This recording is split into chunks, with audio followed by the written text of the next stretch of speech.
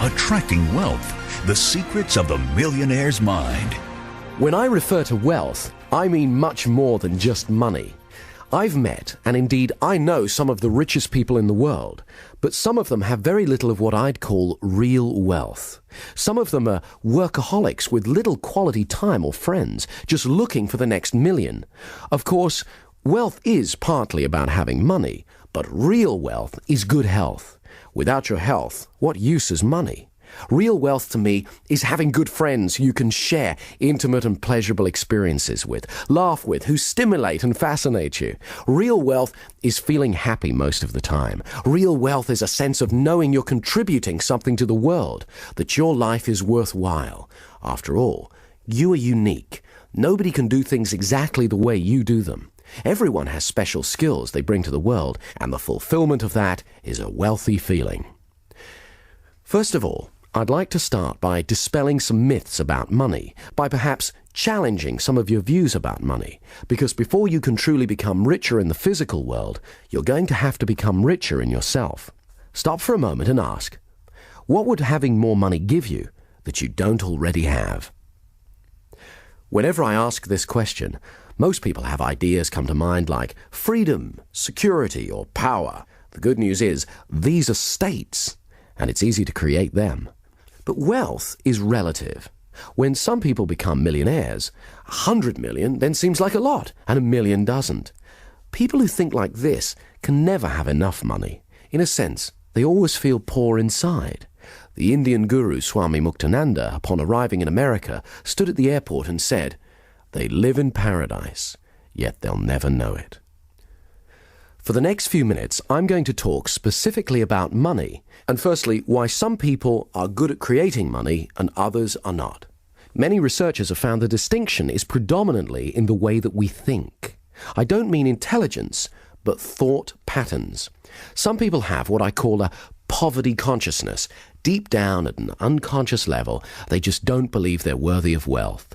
Or they fill their heads with thoughts about why they're poor, or why life isn't fair, why others have so much more than them. If you've got thought patterns like that, we're going to change them, because this part of the positivity system will help you reprogram yourself so you automatically begin to think more like a millionaire. As the author James Allen says in his book, As Man Thinketh, a particular train of thought persisted in, be it good or bad, cannot fail to produce its results in the character and circumstances. A man cannot directly choose his circumstances, but he can choose his thoughts, and so, indirectly, yet surely, shape his circumstances. Research has shown that a massive proportion of those who suddenly get enormous sums of money, for example from lotteries or inheritance, are great at losing it all very quickly. 80% are actually worse off financially just 2 years later. That's because inside they still feel poor, and the mind has to prove itself right. It can't deviate from its self-image. So if deep down you think of yourself as poor, or if you constantly fear poverty, that's usually what you'll get. In the words of Jim Rohn, if someone hands you $1 million, best you become a millionaire or you won't get to keep the money. You need to have the self-image of someone who deserves great wealth. What we're going to do next will help you develop and install in your mind a prosperity consciousness, which is much more than attracting money. It's a change in your self-image to one of greater harmony, so you begin to notice the abundance that surrounds you, taking so much more pleasure in everything. If someone has money problems, that's usually only a symptom, but not the root cause of the problem. There's something in them that needs to change. This isn't just another get-rich-quick scheme. The positivity system helps you change your fundamental attitudes towards wealth. As the saying goes, give a man a fish, he eats for a day. Teach a man to fish, and he eats for life. So what is money? The earliest system of trade was bartering. Eventually, coins were used to represent the value of things. They were the first IOUs. Then came paper money. A dollar bill is an IOU from the government. They used to print only as many dollar bills as they had gold reserves to support in the bank. However, in the 1940s, the governments of the world decided to abandon the gold standard system. Since then, they've been printing money like it was going out of fashion. So now there's only a fraction of gold in reserve compared to the amount of paper money in circulation. Even paper money is being replaced by plastic credit cards and numbers in computers. So money is essentially a symbol. Quite simply, money is a form of confidence. Say, for example, you and I are sitting here and we have $1 bill between us, and we pass it back and forth. If we do it really quickly, in a week we could spend $1 million. Money is the oil in the machine of the economy of a nation. It allows the flow of goods and services. Another way of looking at money is as packaged experience. Your efforts and work is translated into money, then it's translated back into a vacation or an automobile or whatever. However, some people view money as a commodity, wishing to acquire money for money's sake. These people often fear not having enough money, so they hoard as much as they can. This slows down the economy of a country, just as it's harder for an engine to work without enough oil. Also, these days, there are plenty of people who use money to project power, success, and happiness. However, money itself is not a source of happiness. Happiness is a neurochemical event. It's a state that you generate within you. History is littered with people who found that money alone wasn't enough. Elvis Presley, Howard Hughes, Marilyn Monroe, Christine Onassis, and the Gettys are all prime examples. The musician Ry Cooder said, "All the money in the world is spent on feeling good." But you already know that good feelings are just states of mind and body. So part of the equation of becoming wealthier is simply to cut out the middleman and just have the good feelings that the money would have given you. Some people say, well, I can't feel self-respect or achievement until I have a certain amount of money in the bank. Of course, it's great to have targets and goals, but why don't you make one of them feeling good now? Let's talk about negative thoughts about money. Most people have been programmed with some negative financial limitations. They've been taught things like the Bible says money is the root of all evil. What the Bible actually says is the love of money is the root of all evil. That is the acquiring of money for its own sake. Or they've been told that there's only a finite amount of wealth and that the more you have, the less there is for others. Again, this is more garbage. It's actually common in our culture to hear terms such as filthy rich or fat cat, which are indicative of an unconscious mistrust of money.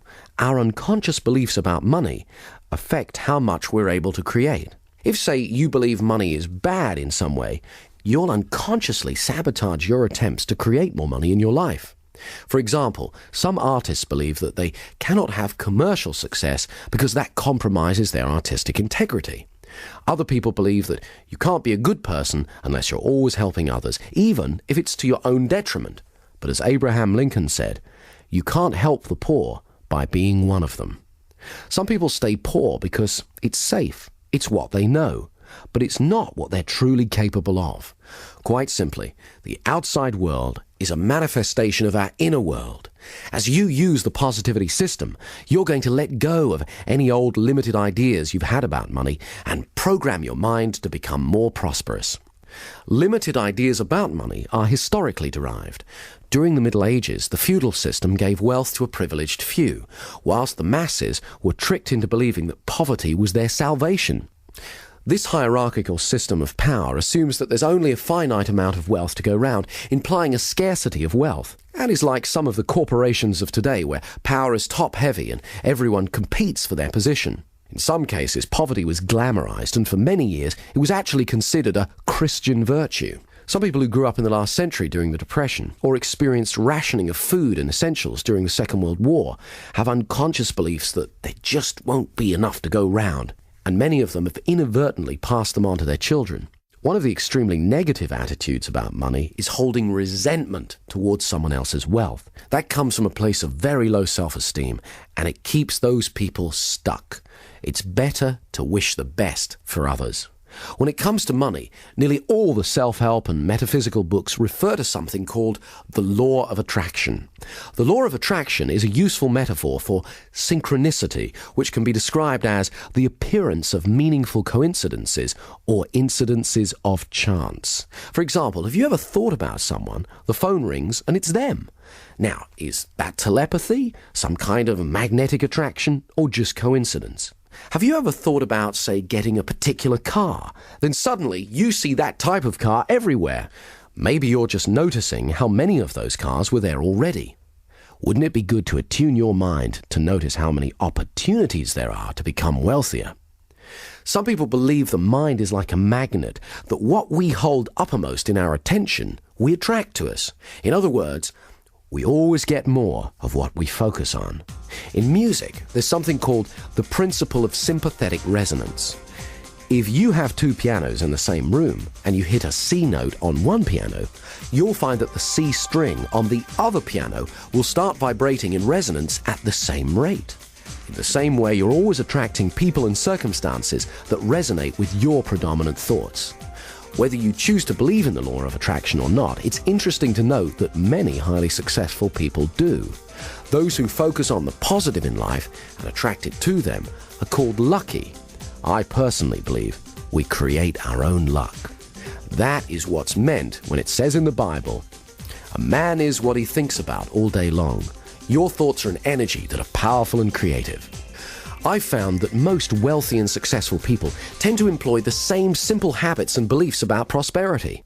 However, the same rule of habits and beliefs applies to poverty as well. I believe that many people help to keep themselves poor through the beliefs and habits they have towards money. They use the evidence that their lack of money has made them poor, whereas sometimes their poor behaviors in relation to money is what keeps them from experiencing abundance. They've affirmed over and over again, often unconsciously, that they're poor, so it's become a self-fulfilling prophecy, a poverty consciousness. What the positivity system does is helps you to change that. I'd like to share with you some techniques that I've used myself that have helped me dramatically increase my personal wealth. I've taught them to others, they've also increased their wealth, and now I'd like to share them with you. One of the first things that made a major difference for me was consciously deciding to do things differently. Years ago, I definitely had a poverty consciousness, worrying constantly about being poor or how not to be poor. So guess what? My attention was, yes, on poverty. For example, when a bill would come through the mail, I'd open it, I'd worry about how I was going to pay it, I'd feel poor inside. Obviously, it's important to be financially organized and consider how best to pay bills. However, I was also affirming to my unconscious mind a poverty belief. If you're going to be wealthy, it's just as important to prepare for wealth by feeling rich inside. So what I started to do when I opened a bill was vividly imagine I had thousands in the bank. You can imagine how good that feels. I was sending a new message to my unconscious. Some people try saying affirmations like, "I am truly wealthy." But if deep down you don't believe that, it's next to useless. You have to create a feeling of wealth by vividly imagining yourself as wealthy over and over again. Next, I needed to change my self-image around money. I had a scruffy little checkbook, one that reflected my scruffy little finances at the time. So I changed banks and got a clean new one to help me start to feel different. The mind is sensitive, so it's important to signal to yourself that positive changes are happening. Then the real fun began. I needed to get a strong sense of what greater wealth would be like. So I got an old bank statement, cut it up, removing the bits that said overdrawn, and began to rearrange the figures and glued it back together, showing that I had thousands in credit. As soon as I'd finished, I burst out laughing. Actually holding it in my hands, it began to feel more real. Within a few months, the imaginary amount had become a reality. Having that tangible piece of paper, the bank statement, had really helped. So I went about making a scrapbook, collecting pictures of things I wanted, places I wanted to visit, people I wanted to meet. Remember, the mind needs a sensory-rich experience of what you want it to make real for you. It's important to have big dreams so you can grow into them. For example, a few years ago, I went into a Mercedes showroom, sat in a car to get comfortable, smelled the leather, went for a test drive, imagined vividly it was my own, took away a brochure and added it to my scrapbook. Imagined driving it every day.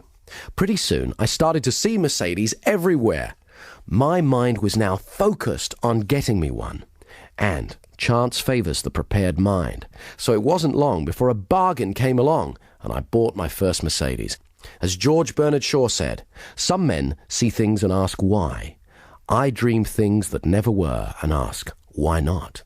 A friend of mine got really into this type of creative visualization. He'd been practicing on visualizing parking spaces. Amazingly, it seemed to work. So he decided to go for bigger things. He'd never traveled abroad, and he really wanted to, but he didn't have the finances. So he collected together a bunch of travel brochures, cut out the pictures of all the places he wanted to go, and stuck them in his scrapbook. This is the funny part. He packed his suitcase every Sunday for a month and went to the airport. He even stood in line. He'd then come home and watch a video of a program about travelling on Concorde and look through his scrapbook at all the places he wanted to go. He really gave himself, his unconscious mind, that experience of travelling to and enjoying exotic locations. He focused on it for a month non-stop because he believed you always get more of what you focus on. Suddenly, he was called into his boss's office and asked if he would become their international correspondent.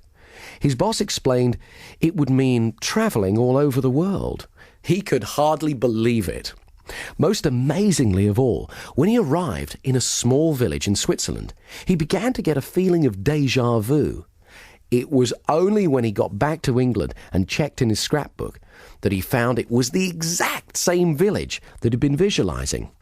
Extraordinary as it may seem, I've witnessed many such occurrences similar to this since. I personally have become more skeptical about coincidences and am willing to consider that in some cases it's as though the mind may actually have the ability to attract events, things, or people to us. When I made a TV series about paranormal phenomena, we featured one experiment conducted by a French scientist. He created a robot that moved in a random pattern around the room. Then, he hatched a group of chicks. When a chick's born, the first thing it sees it believes to be its mother. This process is called imprinting. The chicks imprinted on the robot as their mother. Then, he put the chicks in a cage in one corner of the room and switched the robot on. Amazingly, it stopped moving randomly around the room and moved over to the area where the chicks were. There it stayed, moving back and forth. Strong evidence for the existence of what's known as psychokinesis, or in other words, mind over matter. It appeared that the chicks were somehow willing the robot that they believed to be their mother to stay with them. At Princeton University, hundreds of thousands of experiments have been conducted testing human ability to influence machines and physical matter. When I made my TV program about paranormal phenomena, I interviewed Dr. Michael Ibbison from Princeton University, who'd been conducting a number of experiments which strongly point to the existence of psychokinesis. Some people are better at it than others, but it's like anything. The more you practice it, the better at it you get. I began to wonder, could it really be possible to literally attract money? What is interesting is that many rich people believe that's how they do it. But how do you do it? It's very simple, but it does take regular practice. You're going to need to rehearse being wealthy, like a method actor would play a part, and do it over and over again. Totally get into that part. Okay, the first thing you need to do is get a scrapbook and start collecting pictures of things that you want, people you'd like to meet, places you'd like to go, things that you really want, anything that you want to bring into your life. Incidentally, it can just be a symbol you desire. Then, go about creating sensory-rich experiences of your goals. If it's a particular car, go about getting a test ride. Then it'll be easier to vividly imagine driving one over and over again. If it's a beautiful house, imagine walking around it until you know every inch of it. The feeling of the carpet, the smell, the texture of the furniture, and so on. Also, be open to feedback from your unconscious mind. When I first imagined owning a Bentley, I was visualizing driving it down the road. But other cars kept bashing into me. No matter how hard I kept trying to get out of the way. I took this to be a warning that, although I could get a Bentley, the cost at the time might be some jealousy. In other words, there was a cost greater than money than I'd foreseen. The next step is, every day, look at your scrapbook. Imagine what it would be like living your desire. See what you'll see, hear what you'll hear, and feel how good it'll feel. Do it as often as you can every day. You may not get instant results. You can imagine how chaotic the world would be if every whim or fancy we ever had suddenly materialized, but you will begin to set the process in action. Okay, I'd like you to stop for a moment and imagine how your life would be different if you are much wealthier. How will you walk? How will you talk? How will you feel? How will others treat you?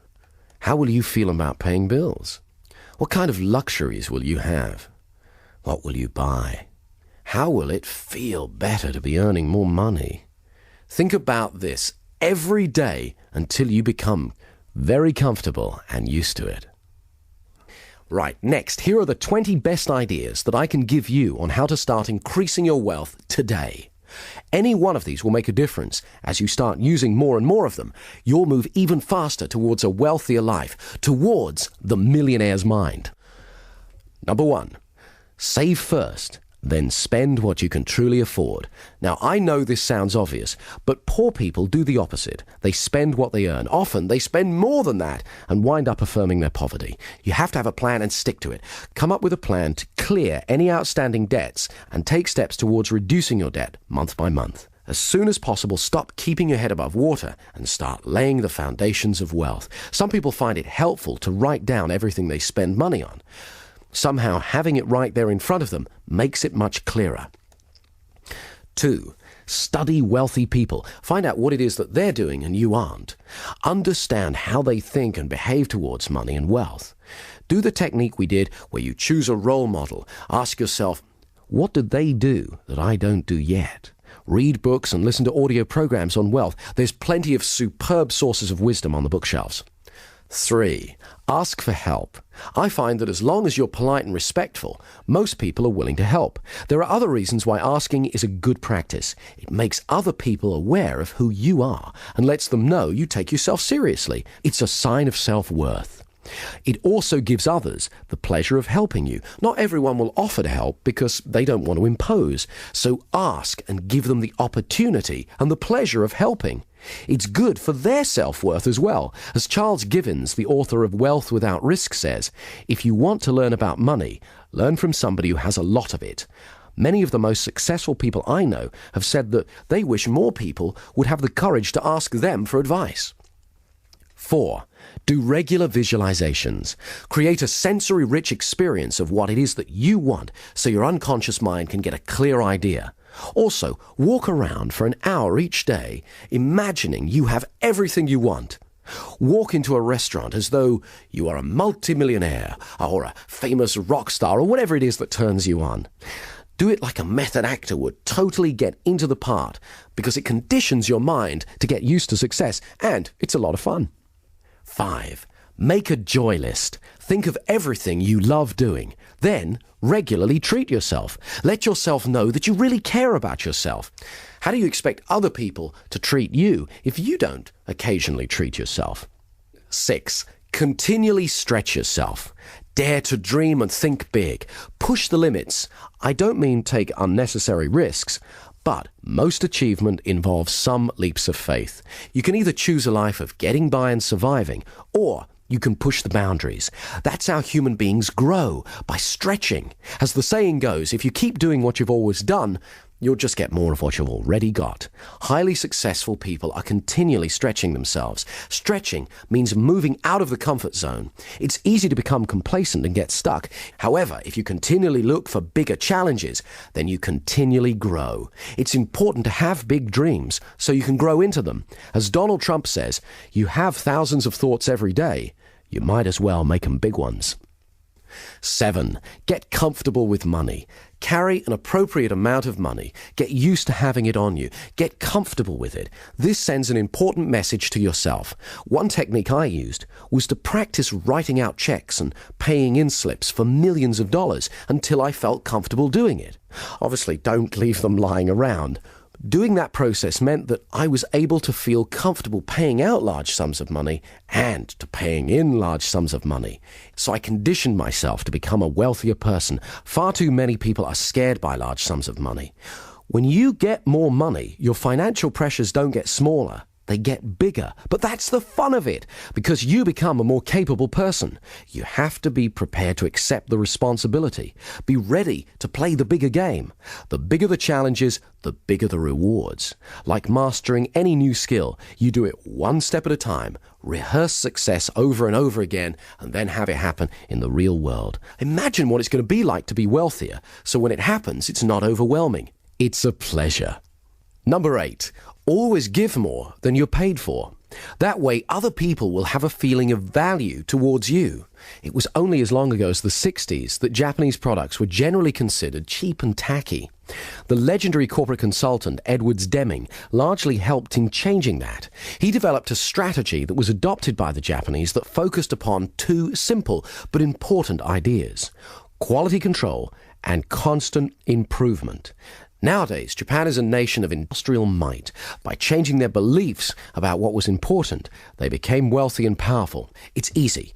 Just ask yourself, how can I do it better next time? Constantly look for ways to improve. Number 9, an attitude of gratitude. Now, I know it sounds like a cliche, but it really works. An attitude of gratitude is the exact opposite of a poverty consciousness. When you start to regularly think of all the good things you have, of how fortunate you are, that sends a strong message of abundance to your unconscious mind and creates a flow of prosperity. One of the single most important things you can do is make a practice every night before you go to sleep of thinking through all the good things in your life, your health, your friends, your opportunities, where you live in the world, and so on, and say thank you to God, to life, the universe, whatever it is that you feel most comfortable doing.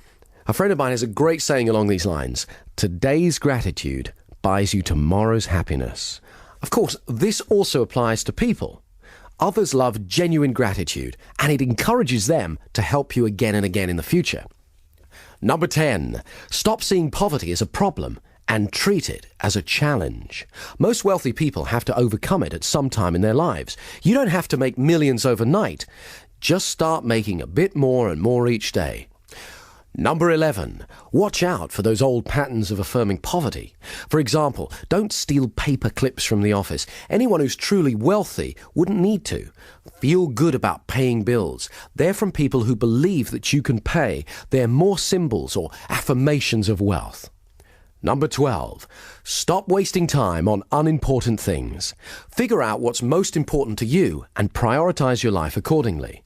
I used to get caught with this one. Let's say your time's worth $100 an hour. Spending 2 hours calling round trying to get a lower price on something of $50 is bad money and time management.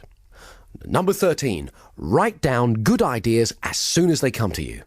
Very few people actually bother to do this. Keep a pen and paper handy or a pocket tape recorder. That way you won't be discarding your genius. Sometimes one idea could make you $1 million. For example, if you ever had an idea for a product or service, a few months later, you see it being marketed by someone else. What's the difference between you and them? They took action. They made a note of their idea, and then they went out and did something about it. 14. Regularly practice the positivity techniques. For most people, opportunities to become wealthier present themselves every day without being leapt upon or even noticed. By practicing the techniques again and again, you're conditioning yourself to focus on wealth. Financial success is simply a matter of holding certain beliefs and religiously practicing certain actions consistently. Very few multimillionaires get to be rich by accident. They do it by certain ways of thinking and behaving in the world. Now it's your turn. 15. Make sure you pay yourself.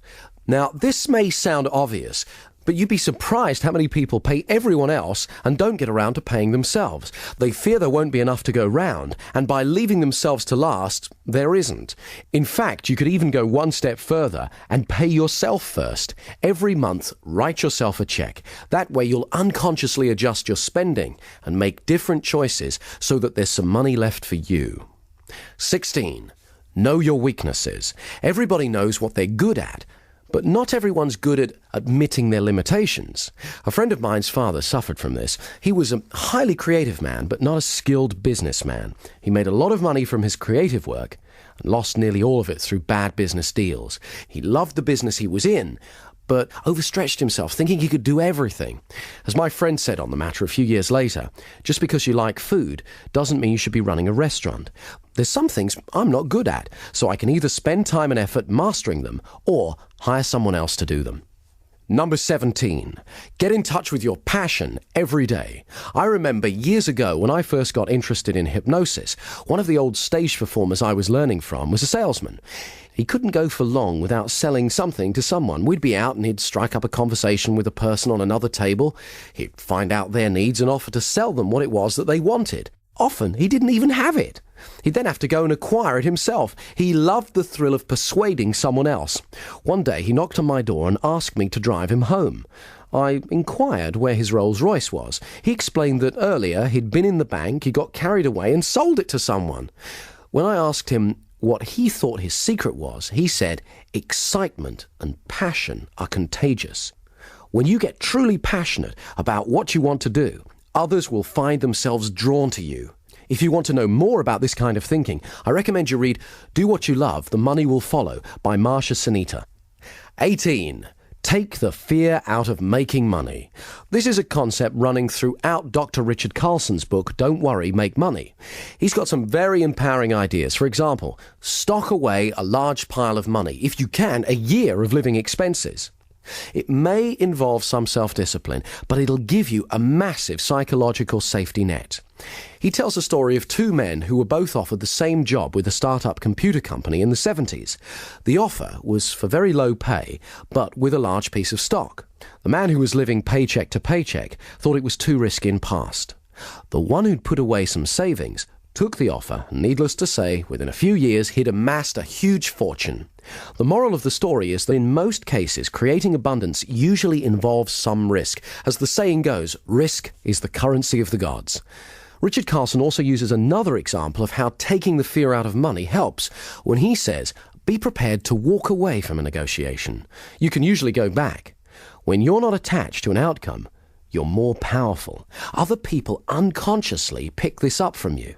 He uses an example where, say you find a house you love, the asking price is $100,000. You know it's not worth any more than $90,000. If you're willing to walk away and not to worry about it, more often than not, the seller will come back to you, because most other people are worriers. He won't want to turn down a certain thing, your offer, for an uncertain thing. He'll probably make you a counter-offer, but when he senses you're not a worrier and happy to walk away, it'll be far lower than if he sensed you had fear. Number 19. Charge what you're truly worth. There's an old story about the king's steamship. When it broke down, every engineer in the land was summoned to try and fix it, but all of them failed. Then, one little old man said that he could do it, but he wanted $300. The king agreed, and the little man took out a tiny screwdriver, turned one screw, and the steam engine began working perfectly. $300, please, said the little old man. The king, looking rather dismayed, exclaimed, $300 for turning one screw?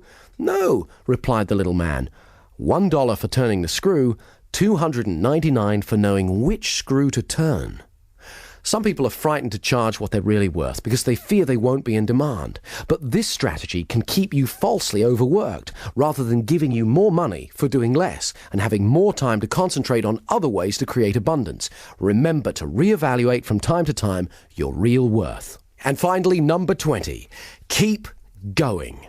Every successful person at some stage has to go through the frustration barrier. Colonel Sanders, who started Kentucky Fried Chicken, is a famous example. When he reached retirement age, he looked at his Social Security check and thought, I need to make some more money. So he sat down and thought through what his resources were, and he remembered that everyone loved his chicken recipe. So he went to a local restaurant and explained that he had a great recipe. He didn't want to sell it to them. All he wanted was a royalty each time they used it. Of course, they weren't interested. So he went to another one, and another one, and another one, and another one. 1,009 rejections later, he got his first acceptance. I've seen far too many people fail just because they didn't hang in there. Very few people get successful without effort and persistence. Finally, I want you to remember that true wealth is not measured by money alone. Start today. Take stock of your true wealth. Create a plan and start moving towards it. Make the changes that you need to make. After you've begun to enjoy more of the success that you desire, you'll look back and be thankful that you did. Positivity. Positive software for your mind.